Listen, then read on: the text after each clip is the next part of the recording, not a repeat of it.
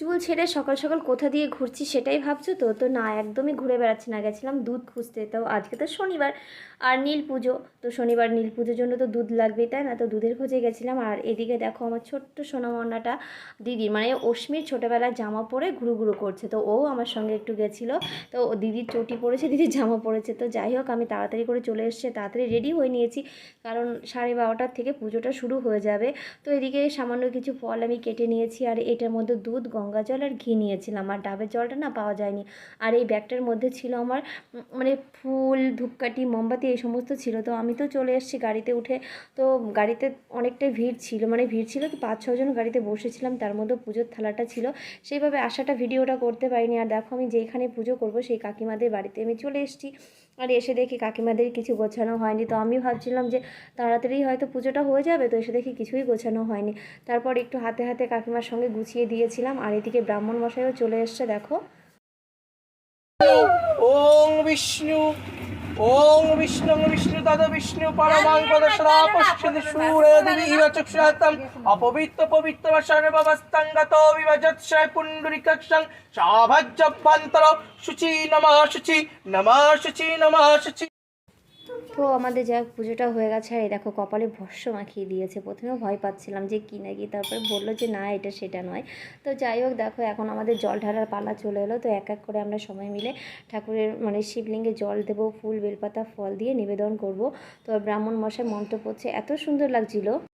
তো আমরা এক এক করে না সবাই মিলে জল ঢেলে নিয়েছিলাম। আর আমি তো গেছিলাম একা একা, তো আমার ভিডিওটা আর কে করে দেবে বলো, যার জন্য আমার ভিডিওটা করা হয়নি। তো যারা যারা আমার সামনে পড়েছে তো তাদেরকে আমি ভিডিওটা করে নিয়েছি। তো প্লিজ একটু মানিয়ে গুছিয়ে দেখে নিও। আর এদিকে আমাদের পুজোটা কমপ্লিট হয়ে গেছে। কমপ্লিট বলতে পুজোটা হয়ে গেছে, আর এখন হবে যজ্ঞ। তো যজ্ঞের পালা। তো এখন যজ্ঞের জন্য সব কিছু গুছিয়ে নেওয়া হয়েছে। আর এই একটা দাদা ছিল, দাদাটাও সব কিছু হাতে হাতে গুছিয়ে দিচ্ছিল। তো এখনই আমাদের যজ্ঞটা শুরু হবে।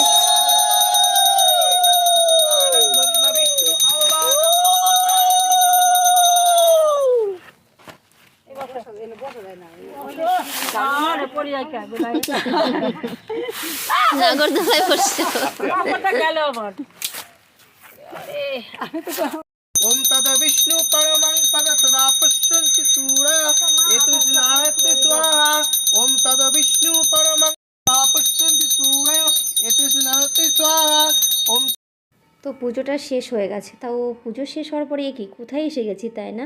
তো পুজো দিতে দিতে না খুবই একটা খারাপ কথা শুনেছি আর কি, যে আমাদের যে গঙ্গার পাড়টা আছে চশ্রহাটি, তো সেই গঙ্গার পাড়টাতে একটা ছেলে মারা গেছে। তো আমাকে নিতে গেছিলো আর কি তোমাদের দাদা, আমাকে আনতে গেছিলো। তো তো বললাম যে চলো তাহলে একটু ঘুরে আসি, দেখি কী অবস্থা ওইদিকে। তো আমাকে নিয়ে এসেছিলো গঙ্গার পাড়ে।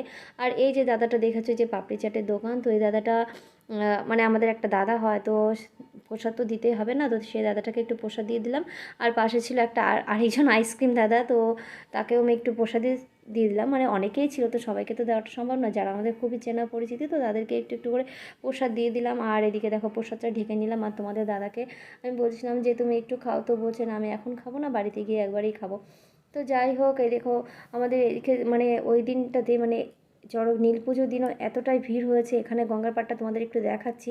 আর ওইখানে একটা মন্দির তৈরি করে দিয়েছে, এখানে সবাই এসে স্নান করে পুজো দিচ্ছে।